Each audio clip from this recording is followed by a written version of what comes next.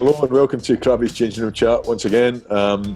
This Friday night we're going to be showing the 2017 Scotland versus Wales game, and we're joined by Tim Visser, who played a huge part in the game. Viss, how are you? I'm good. How are you? I'm good, thank you. Taking away strange times, but same. It is very strange, but like you said, we're all getting through it, all right. Right. The first thing we'll do is we'll throw to John Manson, still over in Washington, because John's had a bit of a look into the game. Without giving too much away, John, just remind us what happened in that game. It was a great game, Al. The biggest headline from that game was it was Scotland's first win against Wales in 10 years.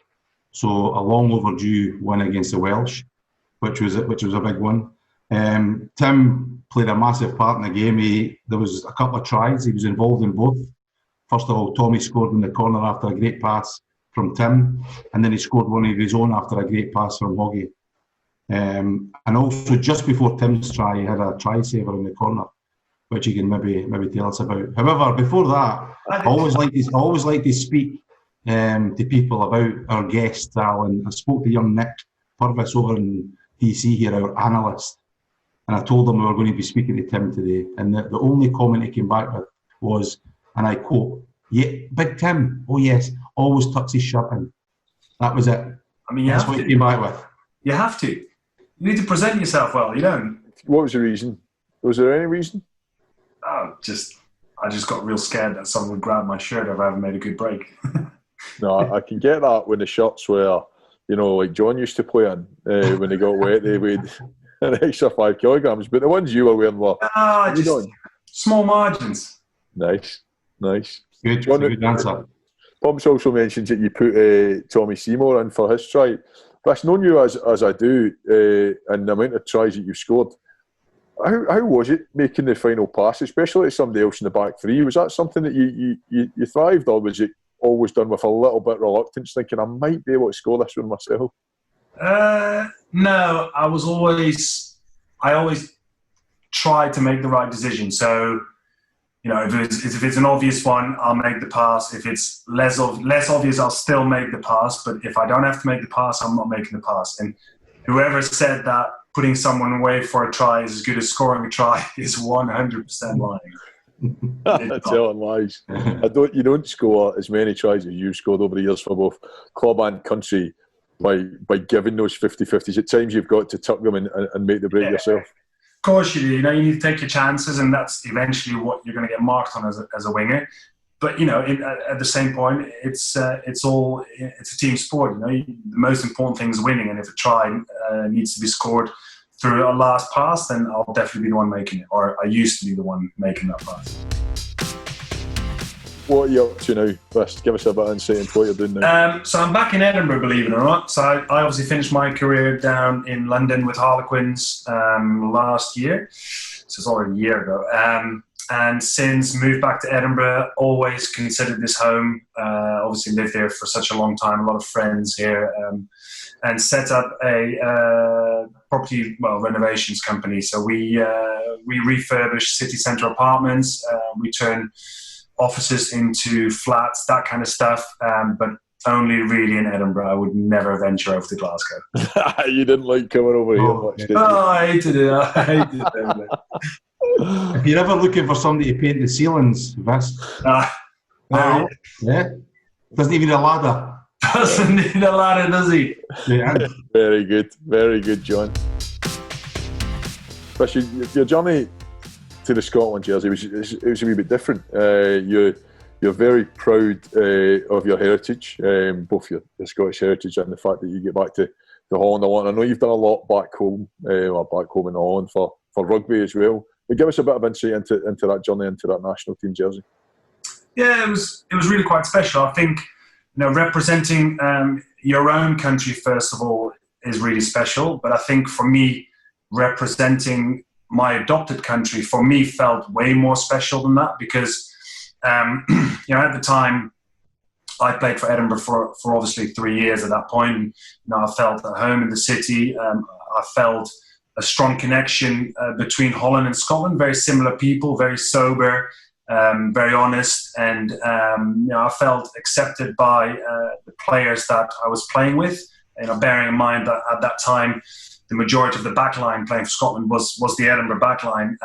So it felt really at home for me. I think the fact that I was given the opportunity to play for Scotland, even though I never grew up here, was really quite special. And as you'll probably know, we went on that 2012 tour together. I can see you smiling already.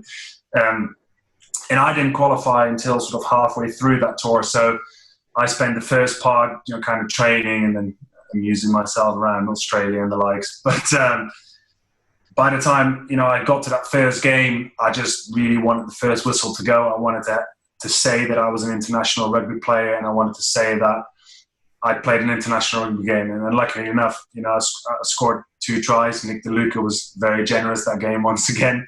The reason I'm smiling, Vish, is because, as you say, you qualified kind of halfway through that tour. So the boys wanted to keep Tim busy. So he was challenged to sing A Flower of Scotland at the front of the bus. And as soon as he got absolutely verbatim, then he could stop. So I thought to myself, right, I've got at least a couple of weeks to get this sorted, because I can't legally play until the Fiji game. Bus leaves Murrayfield, literally straight up Richie Gray goes, Tim Visser to the front, anthem check. And I'm panicking because I roughly knew it, because I'd obviously been in the stadium and I'd supported Scotland watching it and all that. But literally the first word, rather than "Oh Flower of Scotland," I sang "The Flower of Scotland." Now you should have heard the hatred coming out of that bus. And anyway, so I told to sit down, and a whole lot of bad-tempered remarks were made to me. But from that point on, a few people, one of which was Jeff Cross, the other one probably Greg later, or might have been yourself actually, started giving me the wrong word. So if I didn't know literally, I was like, oh, what's that bit there again? They'd give me the wrong word, knowing that full well the next bus journey I'd be at the front again. So I think eventually it got to, it might have been the Fiji game, but I stood up in front of that bus at least 5-6 times trying to get this right. And that wasn't so special. I bet you know every single word of it right now. You always had a really good relationship with Hoggy.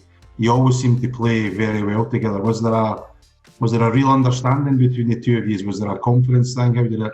On the pitch, for sure, yeah. I think he's one of those players. The good thing about Hoggy is that that he can do everything that you want him to do. He's got such a broad skill set that whatever the situation demands, that he could potentially do it. So when you're outside him as a winger and you're telling him things, so for instance, for that try, I was saying to him, get the ball off in, just quick hands. And that he can do that, get a pass and within the space of less than a quarter of a second, get it into your hands. And that's just, not everyone can do that. And you've almost got to, expect everything with him. Against France, for instance, when Greek just threw a Hail Mary and he flicks it over his head. Like in my head, I saw that happening before he was doing it. It's like, oh, this is what he should do. But most of the time on a rugby pitch, it doesn't happen. Mm-hmm. With Hoggy, you can almost always expect him to at least try, and he's got the skills to do it. So, he's put me away for a lot of tries. He's obviously a phenomenal player, but I think that's probably what makes him stand out. He can literally do anything you could possibly want him to do in any circumstance. Tom, it's been brilliant to hear your insight into that game in 2017. It was a big game for Scotland, the first time in a decade that we beat the Welsh, but also great to hear about what you're doing with your life post-rugby, and great to hear it's going so well. So thanks very much for joining us. Thanks, Tim. No worries at all. Thanks for having me.